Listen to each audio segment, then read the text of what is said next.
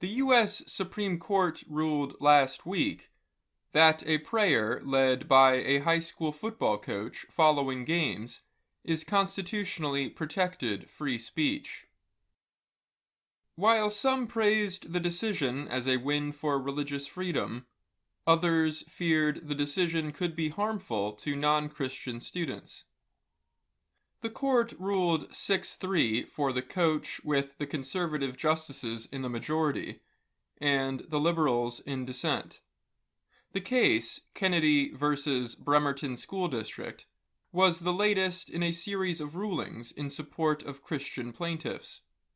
A plaintiff is a person who brings a legal action against another in a court of law.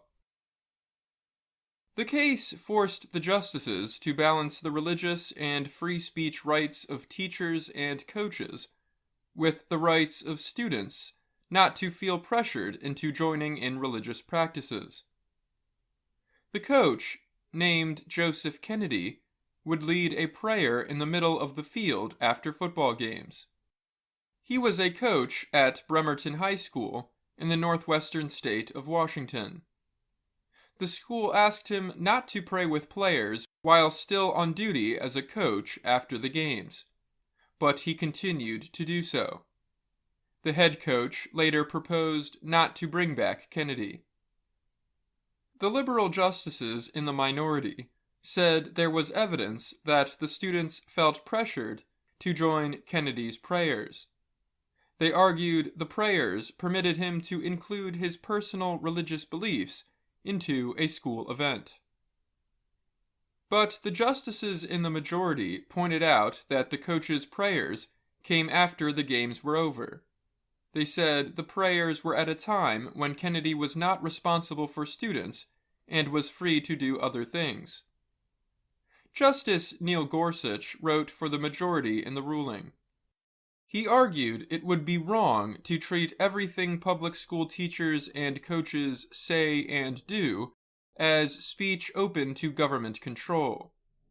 If that were true, a school could fire a Muslim teacher for wearing a headscarf in the classroom, or prohibit a Christian aide from praying quietly over her lunch in the cafeteria, he wrote. Dissenting Justice Sonia Sotomayor argued that this decision does a disservice to schools and the young citizens they serve, as well as to our nation's long-standing commitment to the separation of church and state.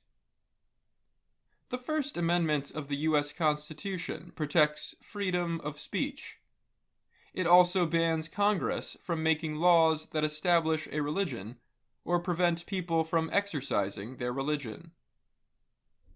Thomas Jefferson served as the country's third president. He wrote in an 1802 letter to a religious organization that the clause represents a wall of separation between church and state.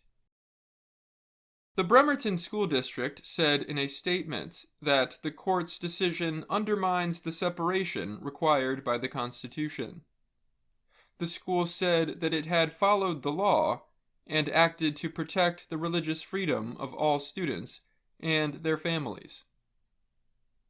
The lawyer who represented Kennedy said it would permit the coach to finally return to the place he belongs, coaching football and quietly praying by himself after the game. 34 religious groups in the Bremerton, Washington area filed a friend of the court brief before last week's decision. The groups include Muslim, Jewish, Hindu, and several different Christian movements. They said Kennedy's actions pressured students into joining him in prayers. Jewish and Muslim groups warned that the decision could harm the religious rights of non-Christian students. The National Council for Jewish Women, or NJW, argued that the court's decision brought down the wall between religion and state. The group added, "The impact on people, especially children who practice a minority religion or no religion, cannot be overstated." Emma Melton works for the Council on American Islamic Relations, or CARE, a Muslim civil rights group. She said in a statement that the decision further alienates Muslim students who are already disproportionately impacted by bullying, harassment, and discrimination in school. Edward Ahmed Mitchell is a top official with CARE. He told Education Week that the decision needs to be enforced equally. "We know if a Muslim teacher does what this coach did, it could spark a very different reaction, but he or she has the right to do it now. Will this be equally applied to all people?" he asked. I'm Dan Novak.